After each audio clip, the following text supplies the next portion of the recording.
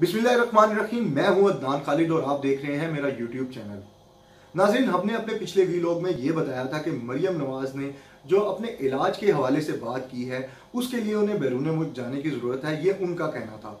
लेकिन क्या उनका इलाज पाकिस्तान में मुयसर है? हमने इसके बारे में आपको डिटेल से बताया कि उनका इलाज लाहौर के एक मेडिकल हॉस्पिटल से जारी है। MM आलम रोड लाहौर का वो हॉस्पिटल है जिसका नाम भी हमने आपसे शेयर किया था। और उसके बाद जो सबसे अहम खबर थी और जो ब्रेकिंग थी वो ये थी कि वाकई मरियम नवाज पाकिस्तान से जाने वाली हैं। और वो तारीख भी हमने आपसे शेयर की थी कि 1 मार्च से 20 मार्च के दौरान मरियम नवाज लॉन्ग मार्च की बजाय लंदन मार्च कर जाएंगी। और अभी उन्होंने जो बहाना बनाया है वो यही है कि वो इलाज के घर से जाना चाहती हैं। और अभी तक ये डिटेल सामने नहीं आई कि वो दिनों के लिए जाएंगी, हफ्तों के लिए जाएंगी या महीनों के लिए जाएंगी।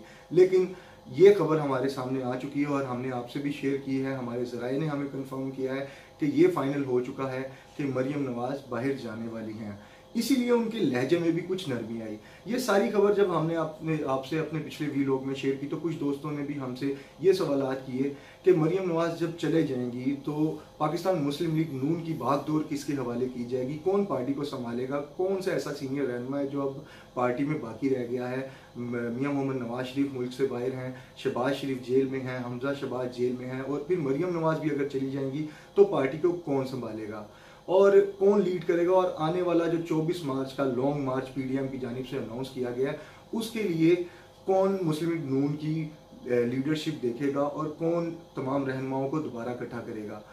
नाज़रीन, खबर अब ये है कि मियां मोहम्मद शहबाज शरीफ के बारे में कहा जा रहा है, इतलात ये दी जा रही हैं कि फरवरी के आखिर या मार्च के शुरू में उनकी ज़मानत हो जाएगी और वो एक बार फिर पाकिस्तान मुस्लिम लीग की सदारत संभालते हुए दिखाई देंगे।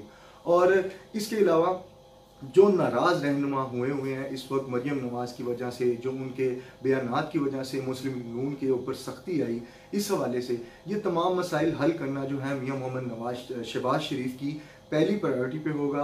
और वो इन तमाम मसाइल को हल करने के लिए बाहर आने की कोशिशें कर रहे हैं। और वो इतलात यही दी जा रही हैं कि जल्द उनकी ज़मानत जो है वो मंजूर कर ली जाएगी और फरवरी के आखिर या मार्च के शुरू में मुतवक्किल है कि वो एक बार फिर बाहर आ जाएं और जाती उम्रा या मॉडल टाउन में बैठकर दोबारा मुस्लिम लीग नून के इजलास की सदारत करें। शहबाज शरीफ के बाहर आने की बात तो भी चल ही रही थी, लेकिन उससे पहले ही पाकिस्तान मुस्लिम लीग नून में एक बहुत बड़ा मसला दोबारा से जन्म ले चुका है। मुस्लिम लीग नून के दो ग्रुप, जिनमें एक ग्रुप ऐसा है जो मरियम नवाज का हामी है, जबकि दूसरा ग्रुप ऐसा है जो शहबाज शरीफ का हामी है।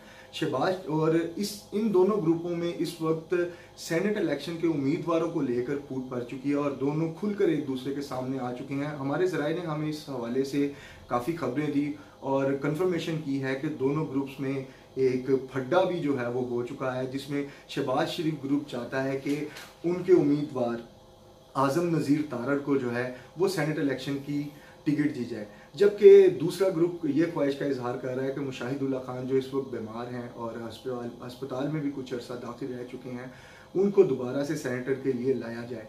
ये तमाम नाम तो पहले फाइनल हो चुके थे, इन पर दोबारा से जो है पाकिस्तान मुस्लिम लीग के नून के लोगों में एक फूट पड़ चुकी है और दोबारा कहा जा रहा है कि इनमें रद्दोबदल की जा सकती है।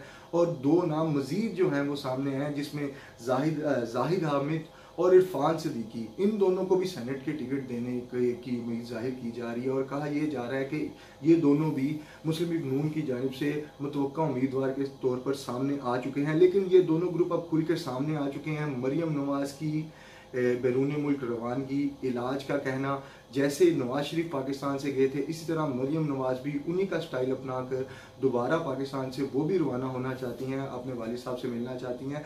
और साथ ही साथ मुहम्मद के बादशाह शहबाज शरीफ की मुतवक्का आमद और उनका बाहर आ जाना और दोबारा से पार्टी की बागडोर संभालना शायद इस चीज़ को दिखा रहा है कि मुस्लिम लीग नून के कई हद तक जो मामला हैं वो दोबारा से सेटलमेंट्स हो चुकी हैं। और शहबाज शरीफ को बाहर लाने का मकसद ये है कि पंजाब में और वफाक में जो है मुस्लिम लीग नून की दोबारा से सेटलमेंट्स की जाएँ।